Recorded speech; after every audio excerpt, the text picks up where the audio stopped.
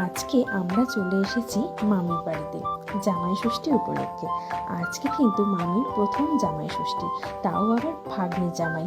মামি প্রত্যেক বছরই এই ষষ্ঠীটা পালন করে, কিন্তু আজকে এই ষষ্ঠীটা কিন্তু আজকে মামি এবং মামা আর বোনের জন্য একটু অন্যরকম হলো।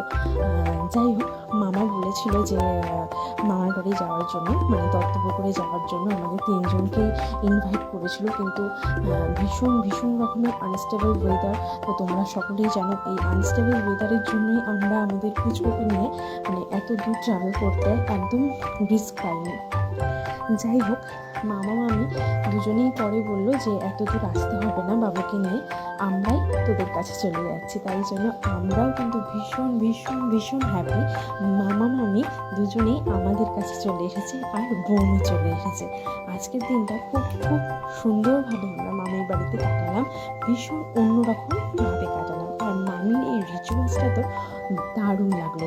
হ্যাঁ, মামির বাড়িতে আসতে আমাদের অনেকটাই লেট হয়ে গেছে। তার একটা কারণ আছে, সেটা হলো আমাদের পুচকু একটু ঘুমিয়ে পড়েছিল, তাই লেট হয়ে গেছে।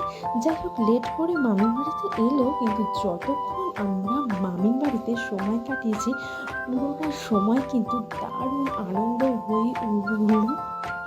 আর অনেক রকম আড্ডা, মজা, গল্প দিয়ে সারাটাক্ষণ আমরা সময় কাটালাম। আর আমাদের পুচকু তো আছেই, আমাদের রাজা বাবু তো সারাটাক্ষণ বাড়িটাকে যেন মাথায় করে রেখেছে, এটা পেয়েছে ওটা পেয়েছে, শোকেস খুলে এটা বার করছে।